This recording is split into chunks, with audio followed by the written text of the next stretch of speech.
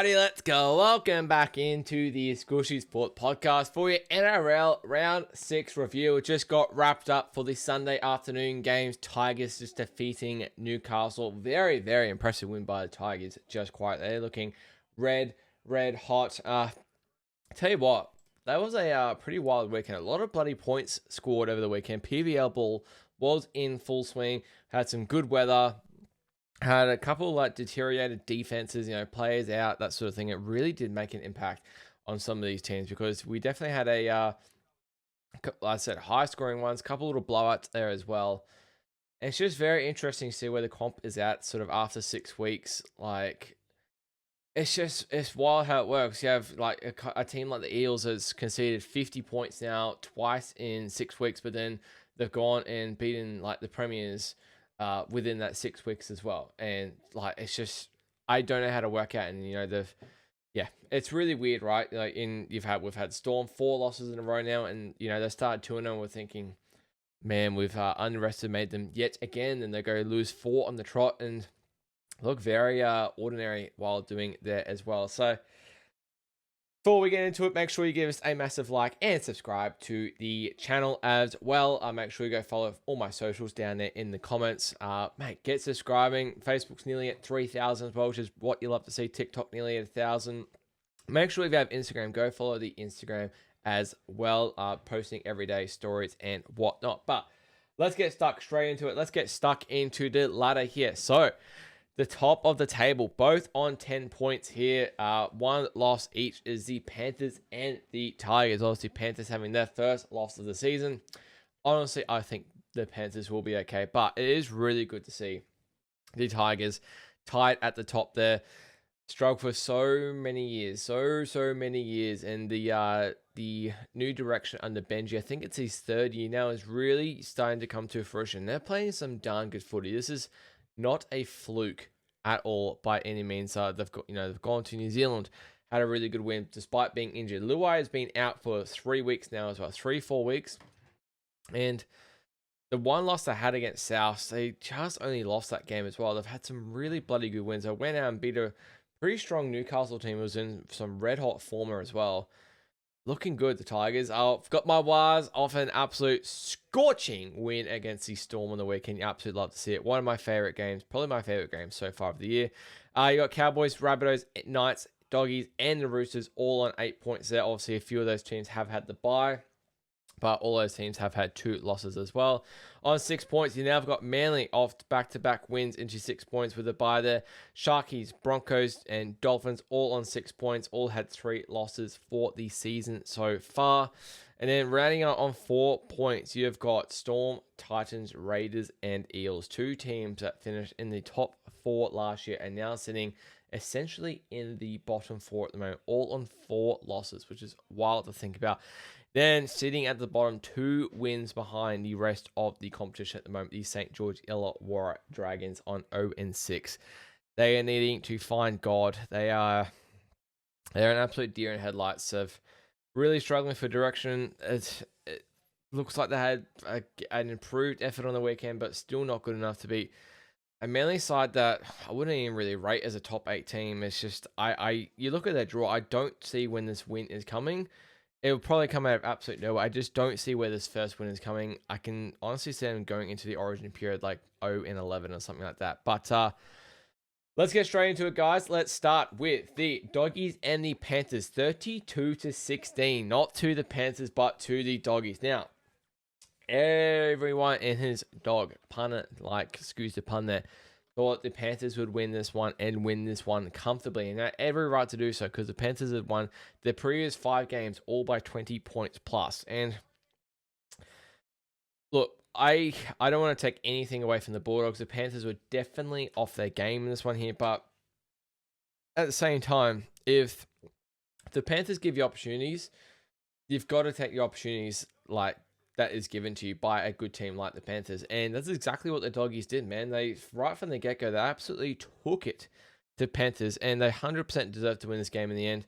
Up 16-0 and what was inside, I think, 15 minutes or something. They were well on top. Tries to kick out, Carraz, Sammy Hughes. They had like 4 line breaks inside the first 10 minutes. He said they had 7 to 4 line breaks in the game. More run meters, more runs, more post contact. Set distance. You don't often keep the Panthers to under 35 meters a set distance. They just really struggle to get any sort of go forward, the Penrith Panthers, for this game. And just really, as I said, honestly, they kicked their ass. And I get it. They're up 16-0. It got back to 16-0. But that second half to be able to, like, mentally as a team, to be, get it back to 16-0, you think, oh, fuck, we've let this slip. And then just to keep persisting and doing what was working for you, attacking their edges, which is really defensively weak. And Jacob Preston with William Kikau were absolutely awesome in this game. In the past couple of weeks have been a bit meh, but the combination with Lockie Galvin and Jacob Preston is just continuing to build and build and build. And the couple losses that the Doggies had in previous weeks, Jacob Preston and William Kikau, were just not quite there, but they just really stepped up in this one when they needed to. Kikau against his former side. Galvin was awesome in this one here. Just an all-round really strong performance. And they just absolutely took it to Penrith in this one here.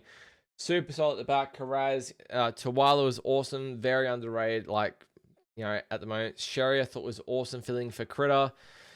And the Panthers, they were off, man. Like, they were just making uncharacteristic mistakes. I think they had a 65% completion rate that we just saw there. You do not often see that from Penrith. Defensively, they were, missing tackles. I think they missed 34 tackles for the game. Line breaks, 7 line breaks. You just don't often see that. Like, Jacob Preston had 3 line breaks for the game against Isaiah Papali'i. You just don't often see that from a Penrith team. And, this whole sort of back 7, 1 to 7 in, Max King ran for over 100 meters. The edges ran for over 100. Salmon over 100. Tupanua and Harry Hayes over 100. Just wasn't one big standout. Just thought it was an all-round, really huge team effort. And obviously they had this game circled since September last year when they got absolutely blown out in the finals. And just an absolute credit to them. So they needed to bounce back, Doggies, and that's exactly what they got, considering the last couple of weeks against the Knights and the South Sydney Rabbitohs were pretty disappointing performances. But for Preston, he was probably my man of the match. 39 tackles, 0 missed in this one as well. As I said, you've got to be pretty darn happy with that one if you're a Doggies fan, because despite getting back to 16-0, they just stuck to their guns and really persisted and managed to grab a couple of tries and just really kind of fatigued this Panthers defense in a way and just really sort of battled them down, really kind of like death by 1,000 cuts in a way, which is usually what we see by the Penrith Panthers in a lot of games, but just really strong and impressive. Now go and play Parramatta. Big thing is, obviously, Parramatta is pretty bad defense at the moment. They can go there and really pull in solid and go win that by double digits, and their season is definitely well and truly back on track. I don't want to hope this is like a one-game wonder in terms of attack putting on 32 points, because the attack has been a bit meh to start the year, but maybe it seems to be starting to get better with Galvin and Burton there in the halves. Sounds like Burton's in talks in an extension with the club now, which is great news for the club, because I think Burton's such a key focal point for this attack, such an underrated part of it as well. But just, I said, really solid. I thought Tawala was good. Bronson Sherry stepping in for Critter, I thought was really bloody solid as well. For the Penrith Panthers, I mean, what the fuck? Where did this come from? In the words of Gus Gould, it's a funny game, rugby league, because my goodness, if you predicted this coming, congratulations to you, because Penrith were absolutely rolling the first 5 weeks of this. Did not see them getting beaten until the origin period. They just put 50 on Melbourne the week before, but now that we look at this, what's happened with the Warriors, it was impressive, but maybe it wasn't as impressive as what we're thinking. Just very uncharacteristic. A lot of errors.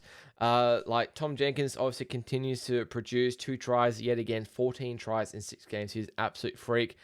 I thought Cleary was very quiet, just very, very quiet all around, honestly, for Panthers. I don't think there were any can't think of any massive standouts. So Edwards was okay. Jenkins, I said, was solid once again.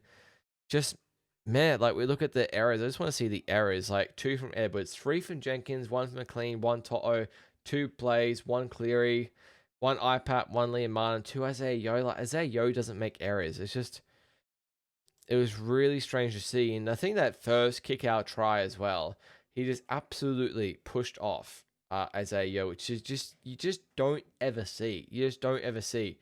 Blaze Talangi, like, I gave him so much praise in the first 5 rounds of the season. He's really improved his defense.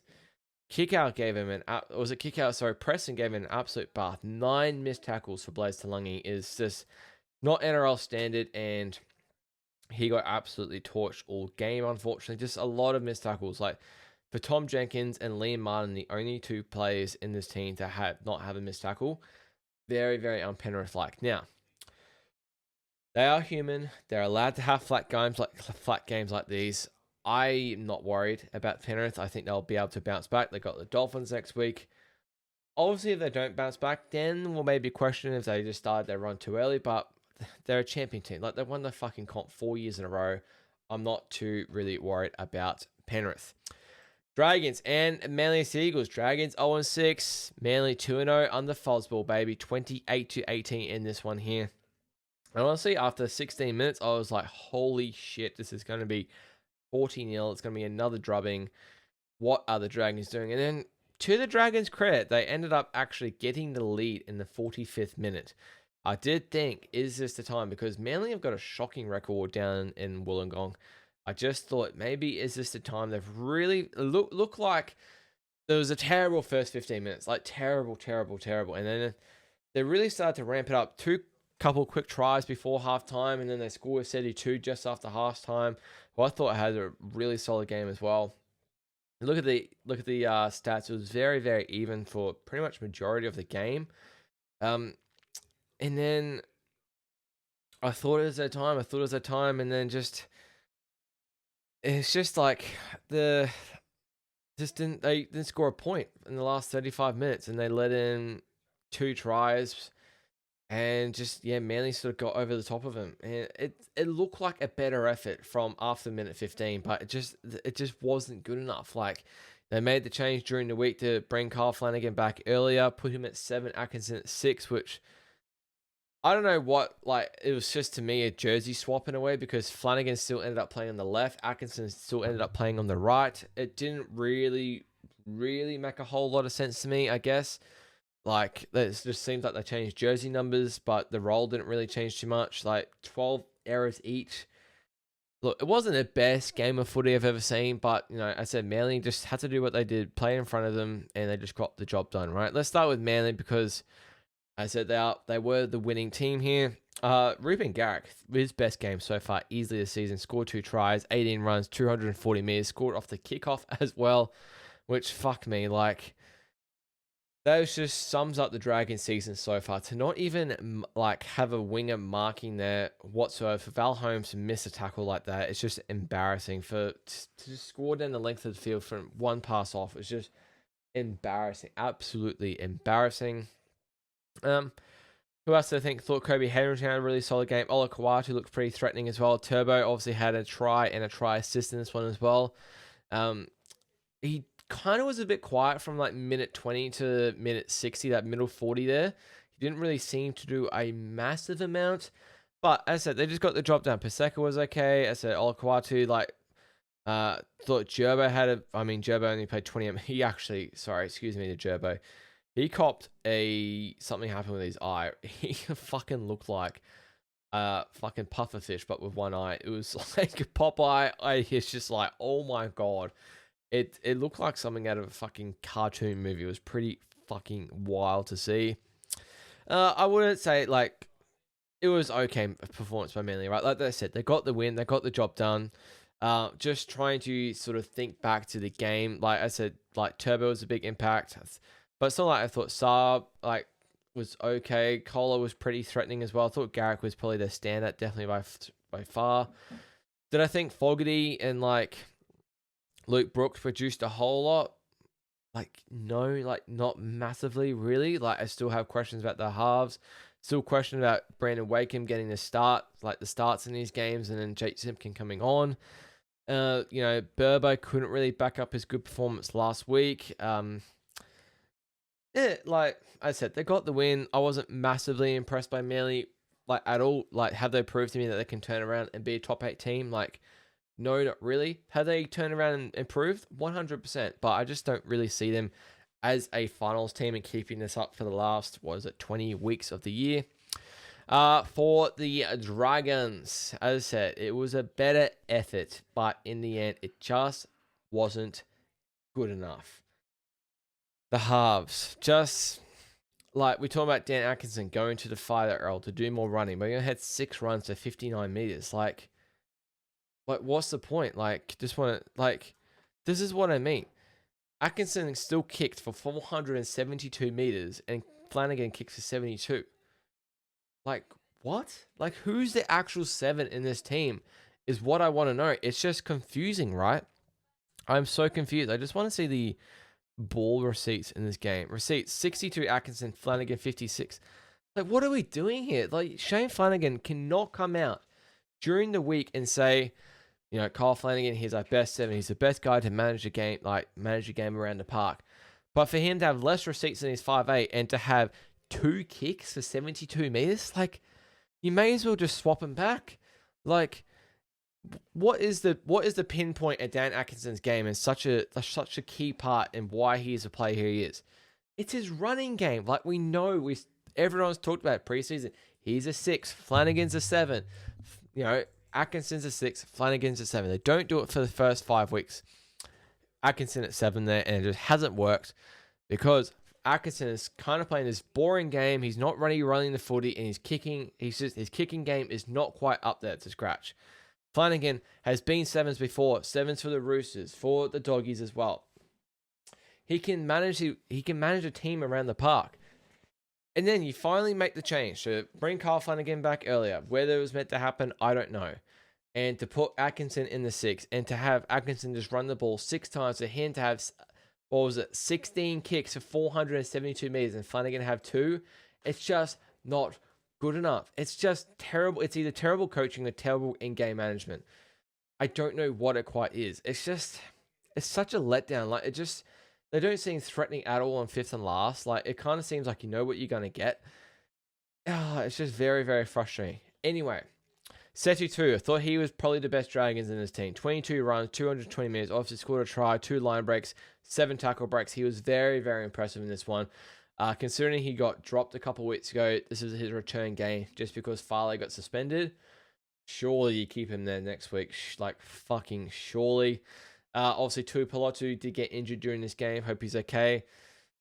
Like, Sloan, he tried his ass out, man. Tried his ass off. 25 runs, 195 meters, 48 post contact, line break, assist, try assist. But it's just like, fuck. It's just 3 errors. Like, you know what I mean? 3 errors, like, bad marking for a 40-20. I think, like, Fogarty kicked a 40-20 that was, like, could have been covered quite easily. Look, there's talks of Drinky going there next year. I would say it's, like, when there's smoke, there's fire. It sounds like it's probably going to be a done deal within the next couple of weeks, I'd say. But, fuck, it's just... Guther's not the guy. Sloan is not the guy.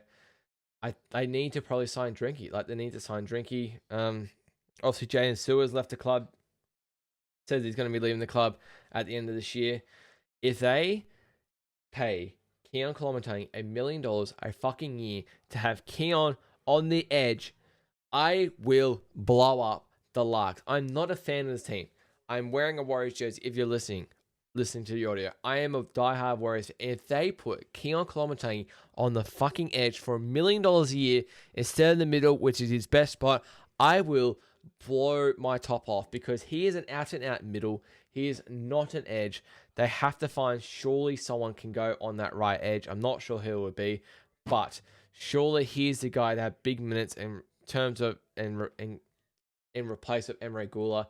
Toby Couchman, Keon up front, 100% the way to go in this one. 100% the way to go for the Dragons. But I thought it was a better effort. Like, I thought they tried to run the ball hard, really did compete, but it's just at the end of the day not good enough. I think Val has been so disappointing to start the year. 14 runs, 111 meters. The last couple of games he just 4 missed tackles as well. He fell off one easily against, I think it was against Garrick, an error as well. He just doesn't look up to scratch. Put him in a Queensland jersey, you probably fucking turn it on, but He usually has like one of these clunker games every now and then. It's just an absolute shocker. But he's had a couple real bad ones in a row now. Don't know what's going on with Val, but see what the Dragons do. They have got Souths next week. Fucking could be anything. It could be anything. Could be a win. It could be a loss by 30. I don't quite know, but all signs point towards Shane Flanagan leaving the club. All right, Broncos, Cowboys. What a game this one was. Queensland Derby always produces. Cowboys 35-31. Scoregami, by the way. We had a scoregami first time ever in NRL history. We've had a 35-31 scoreline. You loved to see it. Now, I want to start with the Broncos in this one because before pre-game, right, they were pat to pill. Is it pat to pill? No, I don't know. And I thought they put up a really good effort. I thought Tom Duffy was excellent. They had an 86% completion rate. Haas was banged up. Carrigan went off for 10 minutes. They had Tom Duffy essentially making his Broncos debut. They had Corey Pates go down. They had Blake Moser go down. It just all sorts of shit. All sorts of shit was happening for the Broncos in this game here.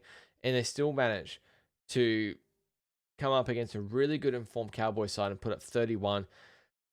Get it? There's a couple calls. I actually should have spoke about this at the start of the episode. I'll speak about in the Roosters one. These fucking disruptor penalties. These disrupt the rule. We've got to figure this shit out, man. It's killing the game. We got to figure this shit out because, like, that try for the Broncos, I think it was to go 34-24 up.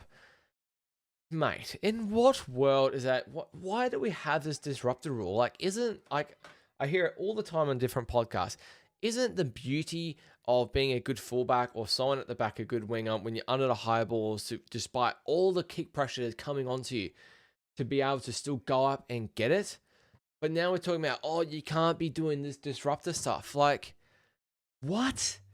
What are we doing here, guys? And just like the rules around it, like the one hand back, it just makes no sense. No one has any clarity. And any sort of little bump that happens towards the guy that's catching the ball, it's like it's a straight penalty to them, and you can't do it. Mate, if we're going to do that, you may as well, like, as soon as the ball goes up, you may as well go, put your hand up, fair catch, like the fucking NFL. Like, no, mate, it's bullshit. The same thing happened in the bloody Roosters game with Robert Toya, cost him a try. Luckily, the Roosters ended up winning the game, but it is drawing the game. It is destroying the game. No one understands it. No one gets it. It's an absolute killer. It is shocking. The fact that this disruptor rule is coming in and you can't say that, you can't wave your hand around trying to compete for the ball. It's absolute rubbish. It's an absolute crock. It's really is destroying the game. And if it goes any further, we're just going to lose fans. And it's just, no one's going to understand the game, especially new fans introducing them. Like, how am I meant to explain that to someone that you can't do that? Like, we're just turning into like the NFL with fair catches, man. It's absolute rubbish. But anyway, back to the game. That was my little rant. Cowboys did completely dominate in this game. Like, realistically, they should have won by more. Obviously, Broncos had a couple of tries with forward passes, admittedly. Dominated the run meters, post-contact, more line breaks, more tackle breaks. Set distance, 59 meters. This Broncos defense, I get they were battered, but it's just like pillar to post. Is that the term? Battered from pillar to post. I think that was the term I was looking for. Like 59 meters is a long, long way in a set compared to like the Panthers who got 35. It's a big lot of meters. 23 under 2,400 again. It's a lot of run meters. But as I said, Broncos, like, you know, obviously I forget no Reece Walsh obviously as well in this game here. Jesse Arthur's at fullback. They really did make do. Haas got a hamstring during the game, ended up coming back on, battered his way through. I'm not sure what his status is like, but as I said, Tom Duffy, I want to speak about him because for him to step into this team under Adam Reynolds, 8 runs, 38 meters, 3 line break assists, 2 try assists in this one there as well. Really well managed. 18 kicks to 694 meters, goal kicking as well. I was really, really impressed by Tom Duffy. And the way I'm looking at Jonah Pezzett, even though he's injured at the moment, is I would be having Tom Duffy as a 7, as a successor over Adam Reynolds to start over Jonah Pezzett next year. But they've signed Jonah Pezzett on big bucks. It makes no sense. Why would you sign Tom Duffy, get rid of Kobe Black, and then sign Jonah Pezzett It makes no sense. It really does not make no sense, that whole signing process. For the Broncos, though, it was a stand. Like, I mean, I thought Carrigan, even though he's going to get suspended, what he did in that other 70 minutes was just fucking unbelievable. That try assist that Arthur's put him through that hole there. Payne Haas to come back on, thought he'd done a hammy. 14 runs, 189 meters, 85 post contact as well. 33 tackles, 0 miss. He's just an absolute freak of nature. But it's just the defense. Shibasaki torn apart again. Ezra Mam torn apart. This left edge defense for the Broncos is so bad. So bad. So freaking bad. Pierre only had one, but mate, it is bad, bad, bad. Why the Cowboys decide to attack Jordan Ricky's edge, I'm not quite sure. That's obviously the right edge defense for Brisbane. There were Stags next to them. That's generally pretty solid. Just trying to think if they scored. They scored obviously that try at the end there. I'm just trying to think of anything else, but a lot of tries are definitely to that right. Obviously, Tom Chester scored one. Zach Labart scored one. Drinkwater, like Lukey made a breakdown there. Drinky scored one there as well. Tough period for the Broncos. Like Walsh is out, Haas is banged up, Carrigan's going to be suspended. No Corey Pakes, no Blake Moser. I think they're getting Cameron Bukowski from Queensland Cup for next week. I've heard Ezra Mam is banged up as well. It's just all happening. I know Allbex Tafa is fractured an eye socket in Q Cup as well. Mate, I think David Wilson is probably going to be starting at lock this week. Now they've got the Tigers who are in form at the moment. It's going to be very, very interesting for that game. For the Cowboys, though, very, very impressive. They just, to have that amount of meters in the game is pretty bloody extraordinary. Tommy Chester, Scott Drinkwater, Purdue, that's continue to turn it on. Drinky 190, Purdue 199. Was a bit quiet off that try. Tom Chester, 20 runs, 245 meters, has completely cemented that position at right center. Tommy Dearden, 21 runs, 186. Clifford, 12 runs, outstanding once again. Like, both of them had 2 line break six and a try assist in this one. They were absolutely unreal. Ruben Cotter, really impressive. Tamalolo, is he back?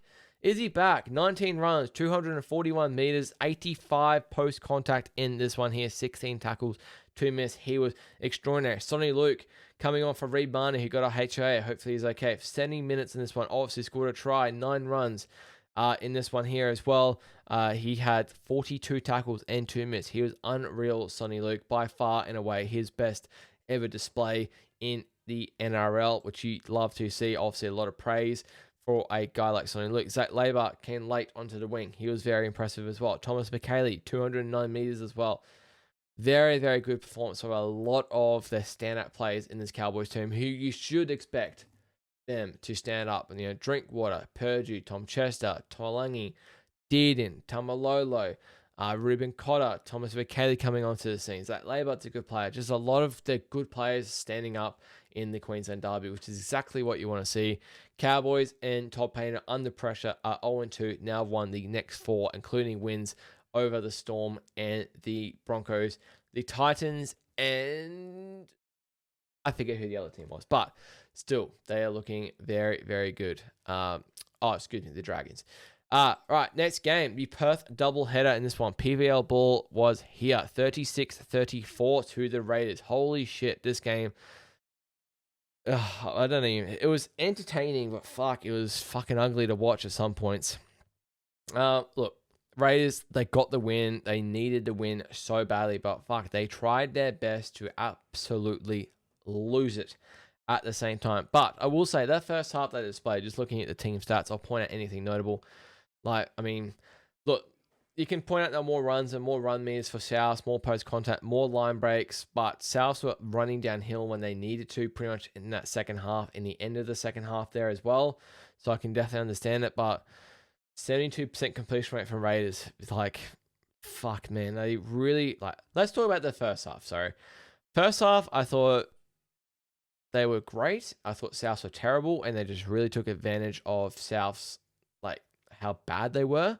They're up 24-4 at halftime, I think it was. Again, don't know what Wayne Bennett said to him at halftime, but then Rabos went and scored the 46th to 49th in the 55th minute. I think that got it back to 24-22. Then the Raiders went and scored. Week scored a length of the field try, which is unbelievable. Strange scored in the 70th. It was 36-22 with 6 minutes to go, and you thought, oh, Raiders have got this 13 plus. It's a good win. They've probably deserved it. Rabbits have been poor, and then fuck, never say never. Because Rabbit scored twice in 2 minutes, and then it was squeaky bum time for the Raiders. I said, errors upon errors upon errors in the last 10 minutes or so for the Raiders, and especially that second half. They tried their best to absolutely lose it. They were capitulating. I was actually more impressed the fact that it was back to 24-22. Souths were running downhill, and Raiders actually managed to go and score 2 tries to go back to a 14-point lead. But for Souths in this one here, LC Jai Gray, unfortunate for him, went off an AC joint injury. Doesn't look too great either. Pushed Latrell to fullback for the last 66 minutes. What I will say is he was so bad at fullback in that first half after filling in. Then he just manages to pull the shit out of his hat in the second half, because the try he scored, he busted off like 4 or 5 guys, just all power. Like, that is the stuff we need to see from Latrell, and we're used to seeing from Latrell. And then he had, obviously, a line break for that try, 2 line break assists, cut out balls to AJ. He looked unbelievable, I guess, in the second half there. Campbell Graham, really solid, 227 meters in this one here. Cody Walker had a really good game, scored a double in this one here as well. Only had the 6 runs. I'd probably want to see that tick up a little bit more. 6 missed tackles. He did get absolutely shredded by Simi Sasangi in this game here. Cheese, good to see him back. 43 minutes. Looked pretty keen early on. Had 7 runs in this one here. I have to actually see. I don't know if he came back onto 9 in that second half. I know he played 23 minutes in the first half. I'm not sure what his role was in that second half. Keon. So what ended up happening with the South Raiders, because Jaigaro got injured, pushed Latrell to fullback. I think they put Tallis Duncan in the centers, and then they decided to put Keon Kolomatangi on the edge, and then Tallis Duncan was getting. Was it Tallis Duncan? Tallis Duncan was getting shredded, I believe, on the edge. So they decided to put Cam Murray on the edge, I believe, and Lockie Hub there at lock, which seemed to work in the end there. Well, somewhat. They still lost, but look, they were pretty terrible, South. Like, I know they scored 34, but they also conceded 36, and it was pretty fucking ugly. Fafita, way better effort than last week. I only found out this game that he actually went off last week due to blisters, which is pretty fucking hilarious. Never heard that before. Played the full 80, which is good to see for Supercoach reasons. 20 runs, 197 meters. Tallis Duncan, I thought he was really strong in this game as well. I don't know. Like, it's just, I don't know what to think of South at the moment. One week they look good, one week they look really bad. It's just like up, down, up, down, up, down, roller coaster, spin around, and do the hokey pokey. I don't know. It's just really weird to predict where the Souths are at the moment. For the Raiders, same thing in the Raiders, man. Like, scored 36, still conceded 34. Like, some really good parts, but then fuck some parts. I was just like, what the fuck is going on? KO Weeks just felt like some points he was quiet, but then he scored like a good support play for the first try. And then that second try was just so KO Weeks. A 97-meter full length of the field, like stepped about 8 blokes in the team, ran around them, went the length of the field. He was bloody awesome. 9 runs, 209 meters. Like, you take away that length of the field, try probably goes like 110 meters. Again, Simi Sasangi, fucking awesome. He is unbelievable. He is 100% cemented that right center spot. Sounds like Matt Timoko has been told to look elsewhere. He was unbelievable, Simi Sasangi. 19 runs, 240 meters, scored a try, 2 line breaks, 2 try assists, 8 tackle breaks in this one here as well. He was unbelievable. Joe Tarpany was influential as well. 17 runs, 142 meters. Just really looked on his A game here as well. But it was just like the defense from South was just appalling. Hudson Young was really good in this one there as well. They made a late change. They decided to put Noel Martin on the bench, start Zach Hosking. Look, I used to love Zach Hosking, but like, I don't know what's happened to him. He's obviously had that surgery in the last couple of years. He's just making silly errors. He made 1 error. I think he had like another poor moment as well. It's just like, just not the Zach Hosking we're used to seeing. So Noah Martin did play the last 55, mate. The work he did in that last 55 was amazing. 38 tackles in that one there. 8 runs, 87 meters. Unbelievable what he did in that 56 minutes. But look, at the end of the day, all the Raiders needed was to get a win on the board. They had 1 win for the season. Now set at 2-4. Now they go and play the Storm. That is a very interesting match because one of those teams is going to go to 2-5 on the season. I have no idea what to expect in that game. Storm could be on the precipice of losing 5 in a row. But Raiders could be on the brink of losing. Could be starting, 0-4 at home or something? I think maybe they've had 2. I know they've lost against the Doggies and they've lost against the Sharkies. Like, wow. Yeah, they've played 3 games away. That's my bad. Look, they could be starting 0-3 at home. Like, it's a huge match. Huge match. Really does kind of set up the rest of the season where they're at. Like, 3-4 is a lot different to 2-5 mentally, I think. But yeah, look, I wouldn't say either of these teams were absolutely amazing. The defense was pretty darn shocking. I saw some real bad moments in this game, but saw some good moments as well. But these two teams did not play 80 minutes each. The good minutes I had, the other was bad, and then the good minutes that the Raiders had, Souths were poor. It was just, yeah, it was really strange match. The next in the doubleheader, Sharkies and the Roosters, 34-22 for the Chookies in this one here. It was all Sharkies in the first 25 minutes. Sharks were on. Roosters were gobshite. They were disgustingly bad. And I was like, what have you done on the bye week? Have you just stayed at home the other 2 weeks? Did you fly into Perth in the morning? They were awful. The errors were disgusting. And then it was 16-0. Took a try by Sammy Walker. Got it back to 16-6. Tommy Hazelton, the fucking... Colquhoun strolled in, Hazelton strolled in, Hiroti strolled in, Trindle scored a relatively easy try. The 4 tries that Sharks scored in the first half were piss easy. Just showed how far off the Roosters were with marking their defense. And then the fucking age-old score just on halftime completely changes the whole momentum. I don't know what Sione Katoa was doing. He was not marking whatsoever because Sammy Walker puts in this bomb but not a bomb crossfield kick to Dan Tupou. No one is there to mark the kick already. Dan Tupou just runs into it beautifully, scores 22-12 at halftime. It really just did set up the rest of the second half for the Roosters because they had a shitload of ball and they were trying to, scored obviously early with DCE and it was 22-18 for a long time. They was battering them. And Sharks just got fatigued, man. They just couldn't keep up. Roosters ended up running downhill, scored 3 tries in the last 15 minutes to seal this one, 34-22. All the possession that Roosters had was so much in the second half. 55% possession, 73% completion rate from the Roosters, and still put up 34 points, man. It just really does show the potential of this team. Once they do get going, can complete over 80%, they're going to put 40 plus on bad defenses 100%. Way more runs, way more minutes, post contact, line breaks. Sharks had 42 missed tackles in this one here. They just got, I'd say in the other game, they just got battered pillar to post. I've got that quote nailed down now, absolutely nailed down. For the Roosters in this one here, I thought, okay, let's start. Let's do this conversation again. The fucking Robert Toya no try. It seriously needs an investigation because, the Brendan Piakura one, both these tries, or no tries, were awarded a try on field. Awarded a try, and they were overturned by the bunker. Mate, so what happens, I think it was Sam Walker, either DC or Sam Walker, puts up a bomb, right?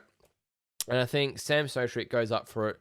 Robert Toya kind of contests for it, but nowhere really near it, right? Sam Stowstreet, cold drop. Toya, I think he, Nomangani Tawase picks it up, passes it on to Toya. Toya goes in and scores a try. Clear as day try. And they look at it, and they look at it, and they look at it, and you just know what's bloody coming. And,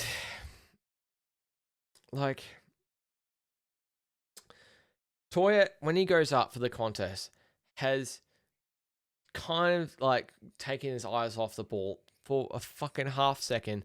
He's nicked Sam Stowstreet before he catches it. Nicked him. Absolutely nicked him. We're talking the minor disruptor, and they consider a disruptor that he probably, this literally assuming that he would have caught it. I don't know what. I don't even know what the ruling is. I've been watching rugby league since 2005. This is my 22nd year of watching it, and I don't get it. I don't get it. It's a stupid rule. I hate it. It was a clear as day try. I am so glad it didn't affect the result. It happened to affect the result of the Broncos game, but they did have a couple forward passes for tries, so I'm happy to let it slide. But fuck, it's my big worry is, yes, it's gonna cost regular season game. If this is to cost a finals game, if this is to cost a grand final, if this was to cost an origin game that decider, like, mate, like the uproar that is gonna happen, like, what are we doing here? What are we doing here? I just don't get it. It makes no sense whatsoever how Robert Toya was a disruptor.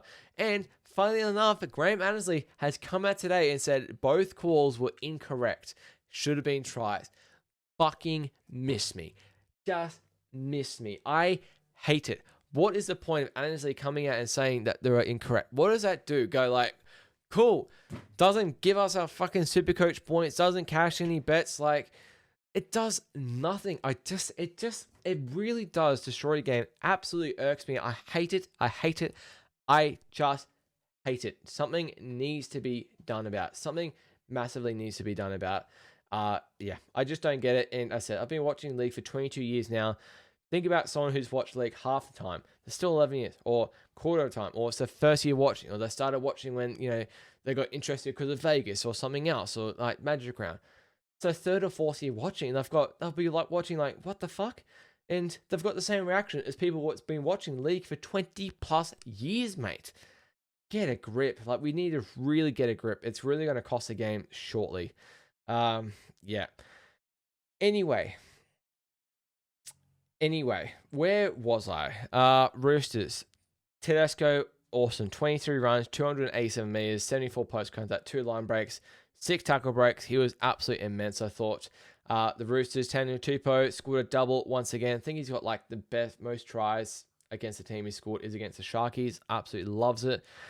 Funnily enough, I was very contentious about Hugo Fluffy Savala starting at centre. I think he was quite good. I'm not going to talk about the run meters or anything. I mean, it was the same as a Queensland centre, but like, was there in support, had a line break, had 2 try assists, 2 line break assists as well, 2 tackle breaks, 16 tackles, like 3 miss. It's okay, we can get past that. But like, I thought he was a half. I never known him to be at centre, and I thought he was very solid. Marky Mark, very, very good, which is like what you love to see. Didn't score, 178 meters, 2 try assists in this one. DC was good. Sammy Walker easily had his best game of the season by far. Obviously Reece Robson played 80, which I find interesting. Connor Watson still played 37 minutes. Who else have we got here? Angus Cryan, I thought that was his best game of the season as well. He looked way more interested. Crying out to being a new dad as well. 140 meters. Siwa Wong, 144 as well. Nah, White was very good as well.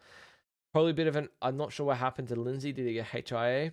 Probably a little bit of an off game from him, but ended up being a really good win by the Roosters. A kind of a win I feel like they needed. Sharks have been in really good form the last 2 weeks, and I thought after 15 minutes, I was seriously worried for the Roosters coming off that bye, but they really took advantage finally in the end of the possession. They didn't get impatient. They just keep persisting, and ended up just really beating it. I just think Sharks just got fatigued in the end. And yeah, so Roosters, they now go and play. They've just come off bye. Sharkies now have the bye. Roosters go and play. I should know this. Fuck, it's just not clicking right now. They've got mate, fucking, wow, come on, mate. Let's just check this together, hey. Knights. Okay. Interesting game, right? Like, I'm very interested. Sunday afternoon. Let's just go with very interested to hear that works out. But you can kind of see the halves getting and the spine working a little bit better together. Maybe they did do a bit of work in the bye week. But lots to improve on for the Roosters still, but still a very good win. Let's have a chat, baby. Strap in. Get your popcorn. Let's have a good old chat, baby. Because my Wars, the New Zealand Warriors, have gone down to Melbourne. and defeated the Storm 38-14. 38-14, 38-14, 38-14. Our first win against Melbourne since 2014. It has been 17 games, I think, since we've last beaten the Storm. And this was no fluke. We absolutely battered them from, as I said, pillar to fucking post. We destroyed them. We got them into little grains and put them into a mortar and pestle and went ba ba ba ba ba ba ba ba ba ba, and sprinkled it all over the field and just battered them. We put them in a toasted sandwich bag and went flat. We killed them. I am so immensely proud of this victory by my boys. I could not be happier. I was shit scared coming into this game. I had no idea what to expect. If I was being honest, I could not think of a worse time to play the Storm off two bad losses. Like, we've had two bad losses, conceding a lot of points. Storm have just conceded 50 and 3 losses in a row. I was thinking and it's our bogey team down in Melbourne. I could not think of anything fucking worse than going to play Sewer, Harry Grant, Munster, and Hughes off what has happened with Belly and me. I could not think of anything worse. I was nervous. I thought we were going to get spanked, but to the credit of my boys, they absolutely turned up for minute 1 to minute 80. Maybe you can say the 7-minute period where we conceded 2 tries, but all up, we killed them. I'm like, and not just on attack to score 38. Defensively, if you went and watched this game, we killed them defensively. The hits, man. You don't see it on paper. It's not something you can just like see in the stat sheet. Some of the defensive shots we put on them were unbelievable. Chanel Harris-Tavita putting a shot on Josh King, a prop. Like, what? I think Val Munga put a huge hit. I think it was Jerome Hughes. Will Borwick in the last 5 minutes was going to go score in the corner. Usually when he's running to score in the corner, he will run over anyone that's in his way. RTS comes along and just batters him. Absolutely puts him over the sideline. Huge hit. Absolutely huge hit. And my favorite part is all the boys were there in support 5 minutes ago. They knew how good this victory was. And you could just tell, like, this is the standard that we are setting. They were like so ecstatic, and I just really hope we don't get complacent next week. That's my biggest worry. I'm so impressed. We had late changes. AKP came on late, moved to the wing. RTS went to centers. Obviously, Pompey was out. CK was out in this one there as well. I thought it was just an all-round team performance. I am so impressed. We had 54% possession, 88% completion rate down in Melbourne. More runs, way more run means, more post-contact, 6-3 line breaks. They had 35 missed tackles. Set distance was a little bit on the lower side, but like, mate, we just like Storm's discipline was shockingly bad. Really, really, really, really, really bad. I just want to see where are we? 9 errors from Storm. Same penalties conceded. 7 ruck infringements from Storm. They were lucky to not have a man in the bin at one stage, I thought. They were conceding. And the amount of possession we had, we just took advantage of our opportunities, which I was so impressed about. Before I get into Melbourne, I want to start with my boys because there were so many standouts. Like, we compare like to what was on the other side. Tane Tuilpiki, I would say Stewart had the better matchup. Tane was awesome. I thought 20 runs, 151 meters, 5 tackle breaks, just looked really solid. He's obviously got a bit of work to do, Tane. He's only young. Like, he's still so inexperienced. I just think he continues to need more game time, but you can clearly see the talent. Dallin, one of the most under pressure wingers to start the year with AKP looming. Obviously, RTS was on the wing to start the year. He's been unreal. 5 tries in 2 games now. Really, really good. RTS moved to center. He said in his post-match interview after he announced his move to the Super League, that he was just saying that it's got to be this year. It has to be this year. It seemed like way too urgent. He's like, I'm trying too hard, but he mentally just said, if I just do my job, that's all I need me to do. If I do my job, this team will have success. And it's so bloody true, because so like mentally and just culturally, he has such a positive impact on this team when he is there in the team, that we don't need him to be 2013, 2018 Dalian Roger, right? We just need him to go out there and be solid and just do his job and be the man. And that's exactly what he was. He was so impressive. Good to see him score as well. Chanel and Tanner Boyd, the combination of these two in the halves is unbelievable. It's working so well.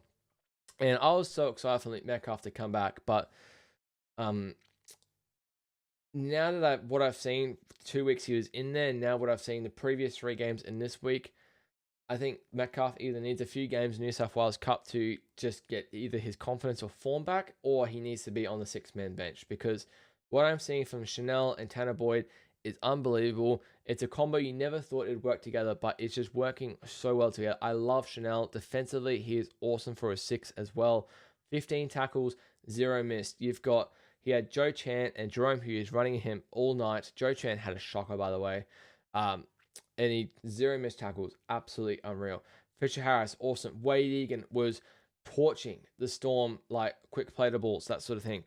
He's been so underrated. I love Wade Egan. Jackson Ford had a bit of an off game last 2 games, I'd say, but scored a try, 23 runs, played the full 80, 175 meters, 66 post contact, had a line break, 3 tackle breaks, 36 tackles, 1 missed.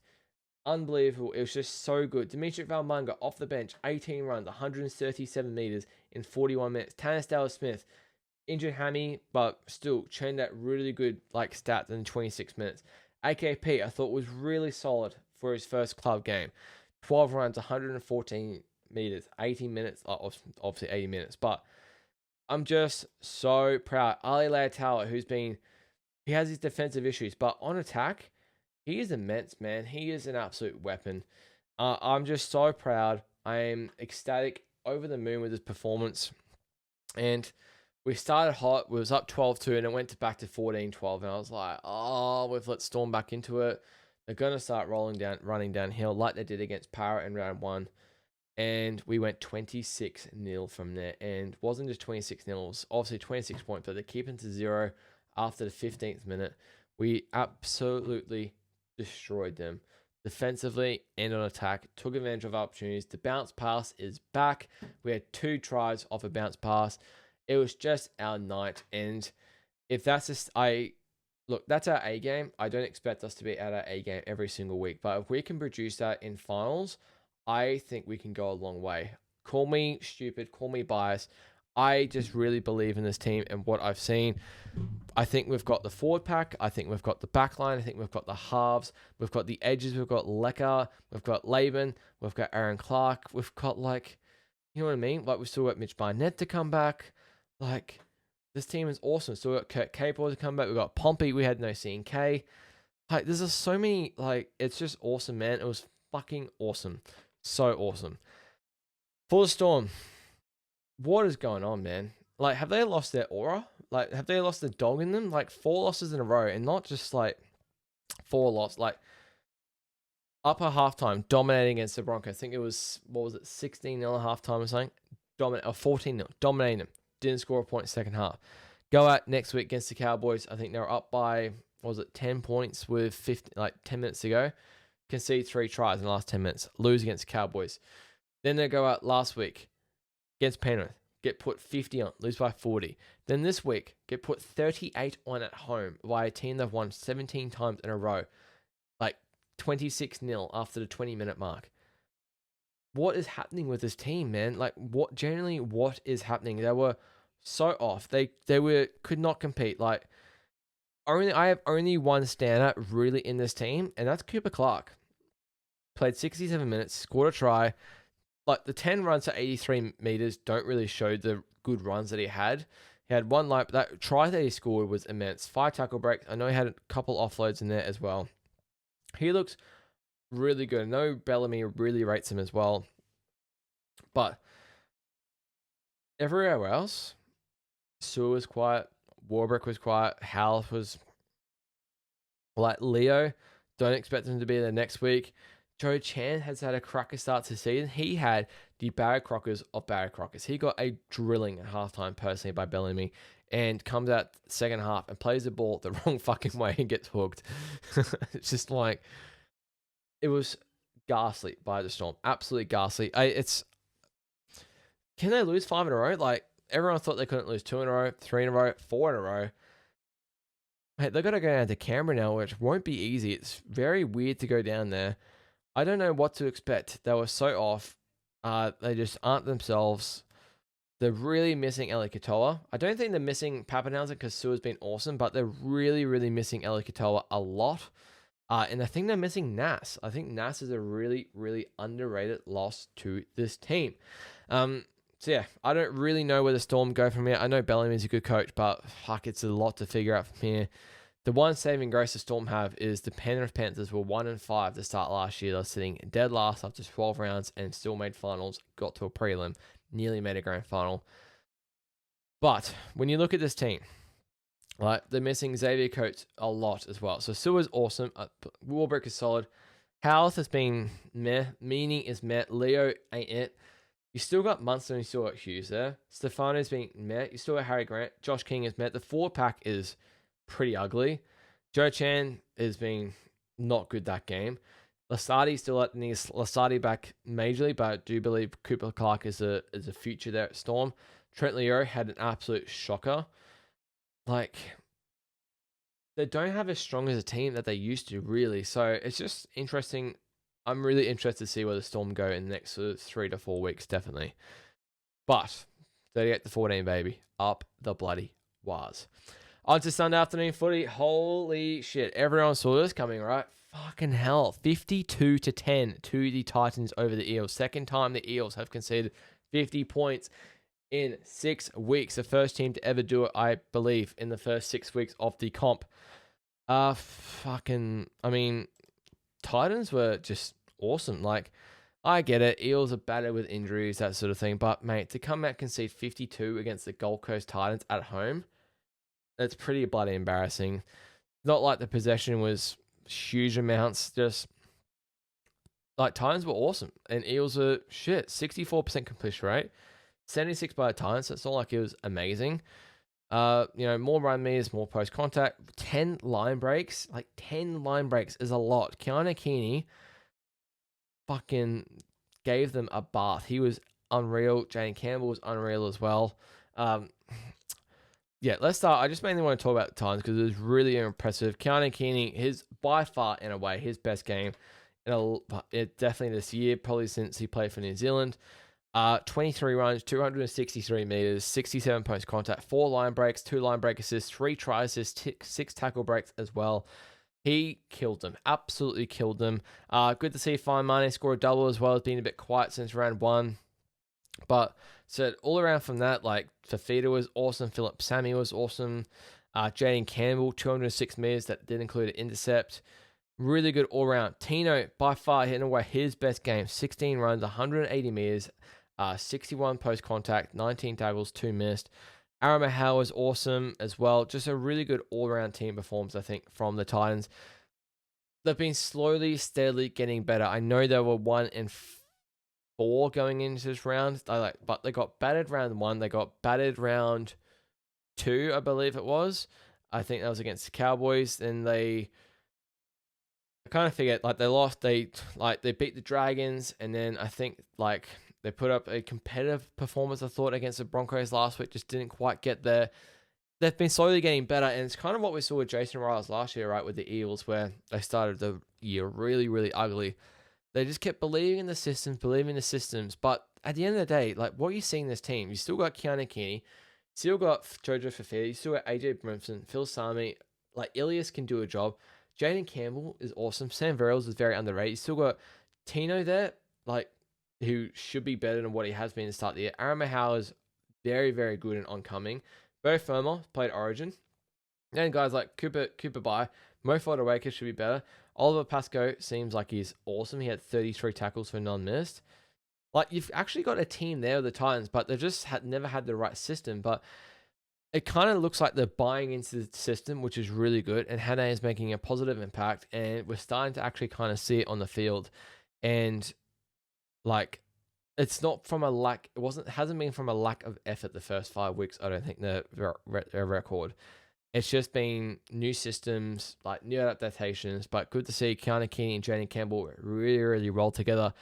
And they could start to string a few wins together now and really start to be threatening. It might not fully happen this year.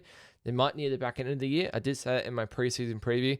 And then next year and then the year after, kind of what we saw with Benji and the Tigers that we're seeing now is where it all may start to happen together if this Titans team all sits together. Keanu Keeney, AJ, Jaden Campbell, even Ilias, Sammy Verrills, Tino can all stick together. Aaron Mahal, Cooper Bai. This team can be a threat, I think, in the next couple of years, definitely. May not, I said, not this year, maybe not the year after, but maybe 2028 is somewhere they can look to in a long-term plan. But yeah, they were really impressive. 52 points. They were awesome in this one here. For the Eels, fuck me dead. I mean, I said I get they're battered, but fuck, it was ugly, man. It's just like I don't even know it was a standout. Like, yeah, I said no of the missing players, but like Penasini maybe, Brian Kelly, fucking ordinary defensively, man. Adokar was okay. Mitch Moses has been well below par at the start of the year. Well below par. This is the Origin 7 we're talking about. He's been well below, or Origin 6, whatever. This is the guy that went up to Suncorp in 2024 and won an Origin decider the first time in like 20 years. And now looks like he just doesn't even know himself. He's complaining to the refs. He doesn't even, looks like an absolute shell of what he was. I don't know if he's missing Dylan Brown. I don't know what's going on. It's no excuse. He has been well below par for his standard. I don't know where to go. Like, I was kind of watching this game off and on, but fuck it, they were ordinary, man. They just came up against a team that were way more motivated and wanted the footy more and wanted to win way more, and they just got battered. Pillar to post. That's a quote for this podcast here. Absolutely battered. Pillar to post. Eels have the Doggies next week. Look, we wrote them off in round 2 when they played the Broncos after conceding 15. They went and won. It's a funny game, rugby league. We could expect. I don't know what to expect in that game. Absolutely no idea what to expect. All right, last game of the week. Tigers and the Knights, 42-22 to the Tigers in this one. Holy dooly. This was ramped up to be game of the week, and Tigers gave them the big fat willy. Very, very, very, very impressive by the Tigers. Up 28-4 at halftime. Went on to win this one. Said 42-22. Did let off the Jets a little bit in the last 10 to 15 minutes, but it was game over by then. The first 65 minutes were clinical. They were on from the get-go. The right edge for the Tigers absolutely destroyed the left edge of Greg Marzou and DeCourcy, who actually got hooked at halftime. He was getting fucking destroyed. They put Dylan Lucas there at left center in the second half, but even then, it was just no match. Patrick Herbert, good to see him come back. First game since 2022. Look, good to see him back, right? I think he's played 60 games or so, and he's 29. He's played for the Warriors. I think he's played for the Titans. Good to see him get an opportunity. I think he was a tradie. He got offered a training trial deal for 6 weeks. Kind of like a Shibazaki sort of situation. Taking it with 2 hands. Starfatoa is back, but he's in cup. They don't know what the situation is. A couple of injuries have kind of gone his way in terms of the situation. He was unbelievable today, I thought, Patrick Herbert. But again, they just look awesome. Like Buller, Jock Manners been a really good fill-in for Jerome Luai, who I believe is back next week. Adam Dewey has been on one. He's been unreal. Alex Twal, another stand-up performance. Had 50% possession of the ball, 85% completion rate. You're going to win a lot of footy games with 85% completion rate and 57% possession of the ball. Nearly double the run meters, nearly double the both contact, 10-4 line breaks, 50 missed tackles for the Knights in this one here, 53 meters per set for the Tigers. They were running downhill a lot of the game. They really did kick the Knights' ass in this one here and really did cement themselves, not just as a top 8 team, but could be definitely a solid top 4 team this year. Yes, I said a top 4 team. You look at these first 6 rounds or 5 rounds for the Tigers, and you're telling me there's potential of not a top 4 team. They've had some awesome wins. Like, first round, went and beat the Tigers, and they lost against South, so 1-1. But the last, 3 games now, because they're 4-1. They've gone to New Zealand, depleted, and beat the Warriors 13+. Then they went and beat the Eagles in Golden Point there. And then they've gone back home to Campbelltown and beat the Knights, who have been won 4 in a row, I think, by 20. Just such a good performance by the Tigers. And I said, it's all around Adam Dewey at the moment, who's been unbelievable. As a 7, As a 7, 22 runs, 238 meters, 76 post contact, 3 line break assists, 3 try assists, 7 tackle breaks. He has been unbelievable for the Tigers in this one here. As I said, Patrick Herbert came in late, I believe, into this game here because Ivana was a late out. 15 runs, 181 meters, had a line break assist, try assist as well, 5 tackle breaks. Talk about a guy taking advantage of his opportunity when it's handed to him. You absolutely love to see it for a guy like Patrick Herbert. Taruva, unbelievable. Scored a hat-trick, 188 meters, like 5 line breaks for Taruva. He was unbelievable as well. The right side just destroyed Newcastle, absolutely destroyed. Buller was awesome as well. As I said, just not a whole lot of disappointments for the Tigers. They're absolutely unbelievable all around the park. Terrell May, it's probably his best game so far of the season here as well. 224 meters in this one here. He had 35 tackles for 0 minutes. KPP, 40 tackles for 0 minutes against his old club. Yeah, he had a quiet game on attack, but defensively, unbelievable. Alex Toll, 174 meters. Once again, 77 minutes. He had a 3-minute break on the sidelines, 43 tackles for 1 minute. He has been unbelievable to start the year. Absolutely unbelievable. This Tigers team has so much potential with Benji now. So much potential, and I say definitely a team that can play top 4. Now that you're looking at this compared to like the Storm and the Raiders, like your top 4 now, you're probably looking like Panthers, maybe Roosters, maybe Sharkies, maybe the Doggies are there as well. Like, why can't you put the Tigers there? They're playing some unreal footy at the moment. Obviously, the big thing is what you want to see. They're playing Broncos this week. Broncos are still depleted, but still playing the reigning premiers nonetheless against the former coach as well.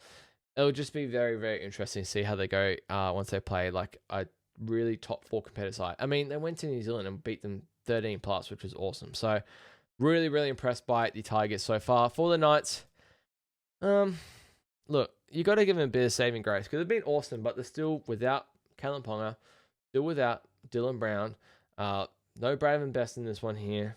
Like 3 really good players, right? That's just either Origin players or like internationals in there that are missing. It's a lot of the salary cap. I think Dylan Brown's back next week. KP 2 weeks later, and then Bradman maybe 2 weeks later as well. And unfortunately for Wilson DeCourcy, he got stepped into left center where Bradman plays, and him and Marzu just got absolutely torn to shreds. Got to feel sorry for him. He got hooked at halftime. Look, they tried. They just couldn't really get anything going there. Bit of a quiet game.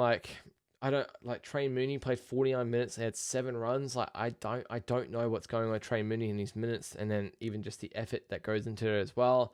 Always had to make shift and put Dylan Lucas into centers. That affects how he plays at edge usually. Dan Gargo is probably their standout. Again, 20 runs, 152 meters, 46 post contact, line break assist and try assist, 8 tackle breaks. He's making a very good audition and appeal to get back into the Origin arena. And I would not be shocked if he keeps up this form that Billy Slater gives him the call once again to say, get back. You are a Queenslander. Every time he puts on that Queensland jersey, he's fucking awesome as well. Look, I don't want to be too harsh on that because 1, they're being really good, and 2, they're missing a lot of players, all right? And they just came up against a good fucking footy side who Sunday afternoon at the home ground, it's pretty hard to win. It's pretty bloody hard to win there. So I kind of want to give the Knights a benefit of the doubt. They do go and play the Roosters next week, which will be a really good test. If Dylan Brown's back, that's huge. Obviously, I'd say, I don't know what happens. I'd say Sandon goes back to the bench. Dylan Brown goes to 7, but at least they've got 3/4 of the spine actually playing. I don't need Maya Fletcher Hunt as well, right? I don't need Maya Fletcher Hunt, but I'm interested to see what does happen at centre next week. They've got Kyle McCarthy there. I think he's still at the club. I'm not sure. I know Wilson DeCourcy has been doing really well in New South Wales Cup, but it's a different show, mate, going from New South Wales Cup to an NRL defensively, and he's, unfortunately just got torn to pieces. So that's where a lot of the points for you Tigers came by. But all in all, that'll do it for me, guys. That is your NRL Round 6 review. Let me know in the comments what you thought of this week. Who was your standout sort of team? Top 2 has got to be your Doggies and the Warriors, I'd say. Obviously, I want to put the Titans up there as well. very, very enjoyable win from my point of view. I'm very, very happy. If you want to go see my live reaction to that game, it's on all my socials as well. It's like 3 minutes. I go absolutely apeshit. You love to see it. It's racking up a bunch of views as well. But one of the highest scoring weeks we've ever seen in the NRL since about 2022, I think. Which, let me know what you think. Let me know what you think of the Disruptor as well. I absolutely hate the rule. I think something needs to be done about it. Can't be done mid-year. It seems very, very stupid and weird. But something needs to be done about it at the end of this year, I think. But that'll do it for me, guys. I'll be back for a Supercoach review probably tomorrow when you're listening to this. Yeah, that'll do it for me, guys. Thank you so much for watching, and cheers.